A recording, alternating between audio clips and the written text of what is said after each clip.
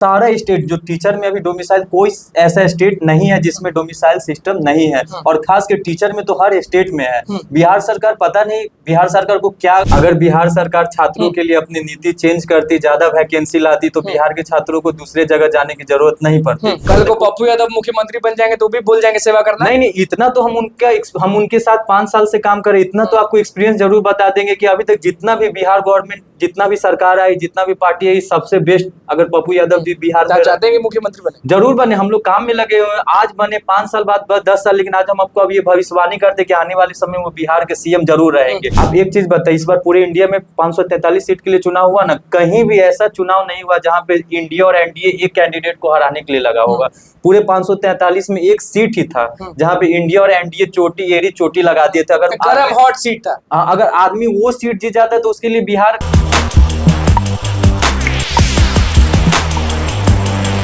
नमस्कार, मैं हूं अनुकुल तिवारी और आप वॉइस अब देख रहे। देखिए, आज हमारे स्टूडियो में ना छात्र नेता रवि आए हैं और आप अच्छे से इनको जानते हैं। पटना विश्वविद्यालय में बहुत एक्टिव रहते थे और पप्पू यादव के पार्टी के छात्र नेता है और पटना विश्वविद्यालय के अध्यक्ष रह चुके हैं और चुनाव भी लड़े हैं। रवि जी, आप जानते हैं अच्छे से कि किस मुद्दे को लेकर हम लोग बात करने वाले हैं। चिराग पासवान से लेकर नीतीश कुमार से लेकर शिक्षक अभ्यर्थियों से लेकर डोमिसाइल नीति से लेकर सब पर बात करेंगे। सबसे पहला सवाल, आपने वो वीडियो देखा कि नहीं देखा, वेस्ट बंगाल वाला? हालांकि अरेस्टिंग हो चुकी है, लेकिन जब वो वीडियो आपकी नजर में आया, दिमाग में सबसे पहले क्या था? सबसे पहले तो हमको गुस्सा बिहार सरकार पे आया। अगर बिहार सरकार छात्रों के लिए अपनी नीति चेंज करती, ज्यादा वैकेंसी लाती, तो बिहार के छात्रों को दूसरे जगह जाने की जरूरत नहीं पड़ती। दूसरा सबसे बड़ा बात है कि भारत के संविधान में ये लिखा है कि भारत में का कोई भी स्टेट का आदमी, उसके पास राइट है कि वो जम्मू कश्मीर से लेके कन्याकुमारी हो या गुजरात से लेके वो मेघालय हो, कहीं भी जाकर वो रह सकता है, परीक्षा दे सकता है।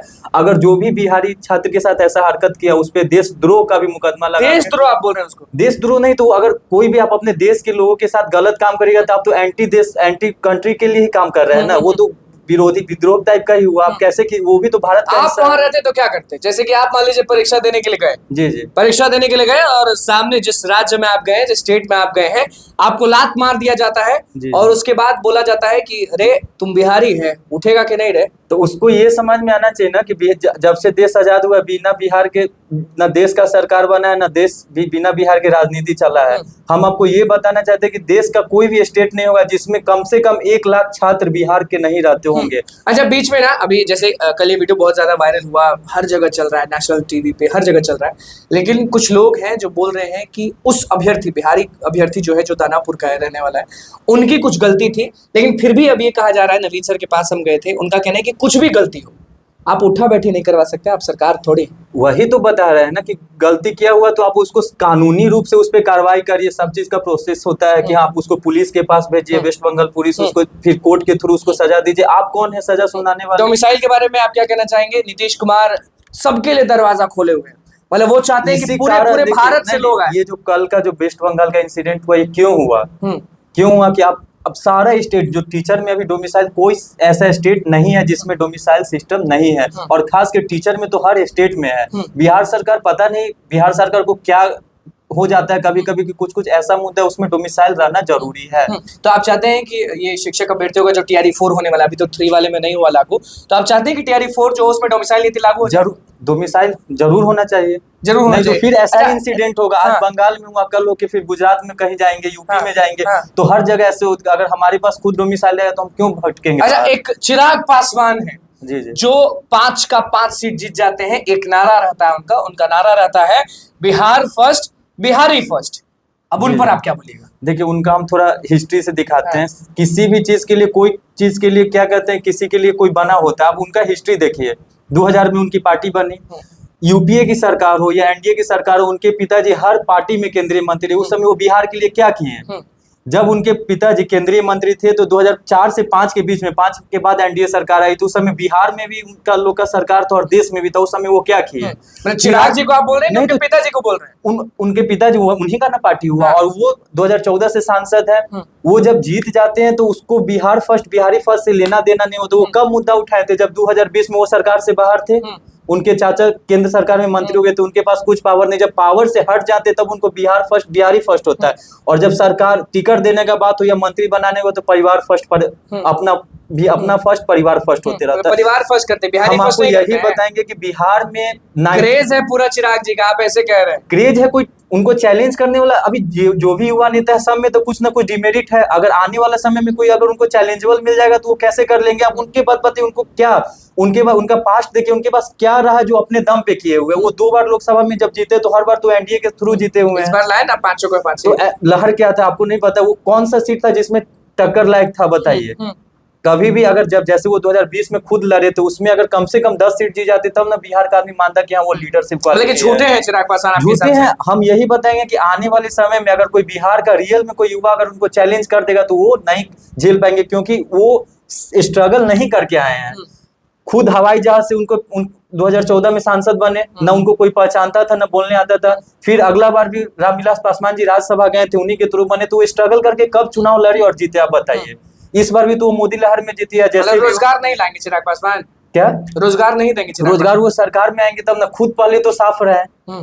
आप बिहार को चुनाव से पहले गंदा है चिराग जी। नहीं गंदा नहीं, हम ये नहीं बोलते। लेकिन आप जो भाषा बोलते हैं कि बिहार को इलेक्शन से पहले बोलते हैं कि हम सब के लिए काम करेंगे, पिछड़ा के लिए, दलित के लिए। जब चुनाव का टिकट बंटवारा होता है तो 5 में एक आपका मिनिस्टर की बेटी होती है, एक आपके क्या कहते हैं आपके जीजाजी रहते हैं, एक ऐसा आदमी रहते हैं जो खुद करोड़पति है, उनको सांसद। 5 में कोई ऐसा, एक तो खगड़िया से वो खुद करोड़पति है, तो कौन सा है जो गरीब, जो एकदम बहुत कम गरीब आदमी को आप टिकट दिए। आप तो सब पैसा वाले परिवार बात को देते हैं।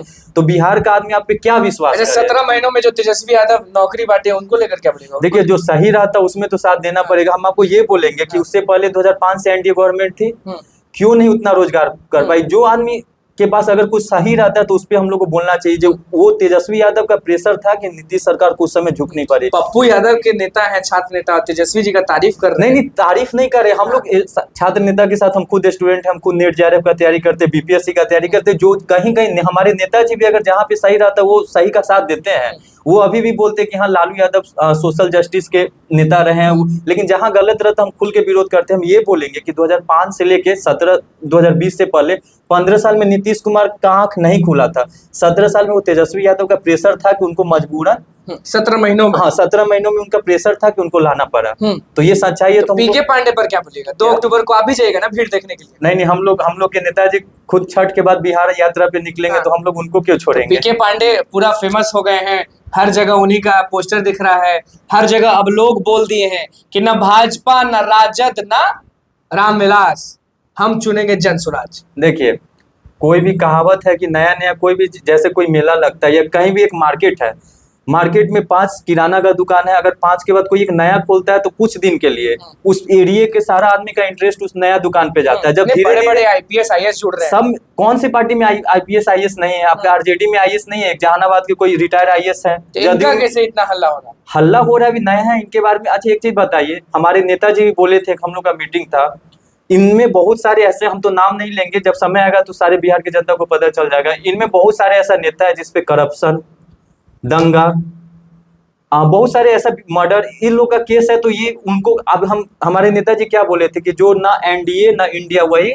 जनसुराज, जिसको ना दोनों ले रहा है बड़ी पार्टी बना रहे हैं तो वो तो आपको इलेक्शन में पता चल जाएगा। बड़ी पार्टी है, बड़ी पार्टी के लिए तो हमको बिहार में हर साल 10 नया पार्टी लॉन्च होता है। कितना पार्टी को स्टेट पार्टी का दर्जा है आप ही बताइए, कितना पार्टी को नेशनल पार्टी हो? तो इंडिया के पास, अब इंडिया में कॉन्स्टिट्यूशन में राइट। आप ये बताइए कि चलिए अभी पप्पू यादव व्यस्त हैं, उसके बाद भी बाढ़ पीड़ितों को देख रहे हैं, नाव से इधर उधर जा रहे हैं, क्या पप्पू यादव सड़क पर उतरेंगे डोमिसाइल नीति लागू करवाने के लिए? क्योंकि जब हम उनसे मुलाकात किए थे तो उन्होंने कहा कि 10 पर नहीं मानते हैं तो 20 पर मानिए, लेकिन मानिए।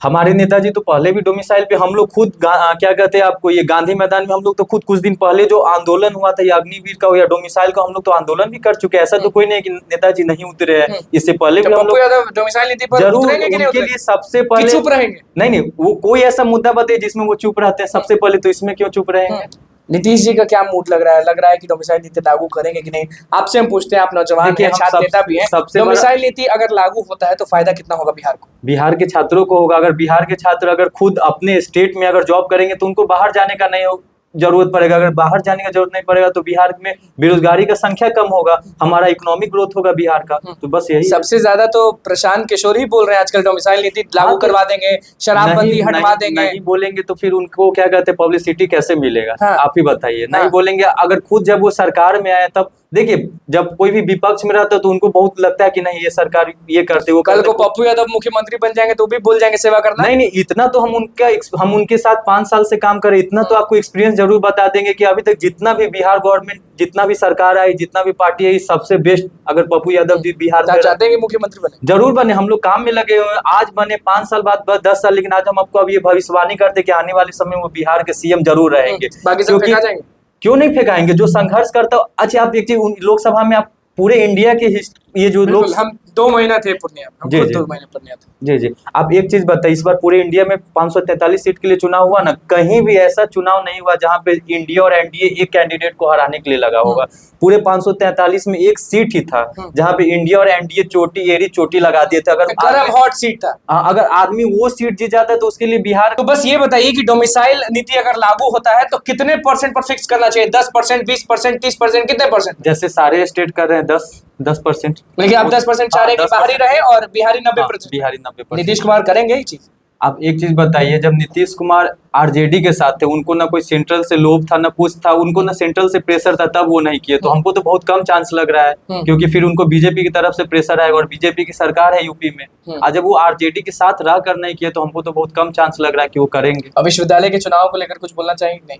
विश्वविद्यालय की हल्ला तो चल रहा है, राज्यपाल सीनेट के बैठक में घोषणा भी किए, और देखिए क्या होता है। बिल्कुल, देखिए आज स्टूडियो में हमारे साथ स्टूडेंट लीडर रवि मौजूद थे और किस तरह से सारी बातों को स्पष्ट किए, क्योंकि देखिए हर एक एज वालों से पूछना हमारा फर्ज है डोमिसाइल पर, क्योंकि आप जानते हैं कि बिहारियों के साथ क्या कुछ हो रहा है। हम रगड़ कर पूछेंगे सवाल, एज सारे जो बड़े हैं उनसे पूछेंगे, जो मिडिल एज के वो भी, और जो छोटे हैं वो भी, सबसे पूछेंगे डोमिसाइल नीति पर क्या कुछ बोलना था रवि का, वो आपने सुन लिया। तो बस हमें चैनल को सब्सक्राइब करें, इस पेज को लाइक करें। बहुत बहुत धन्यवाद।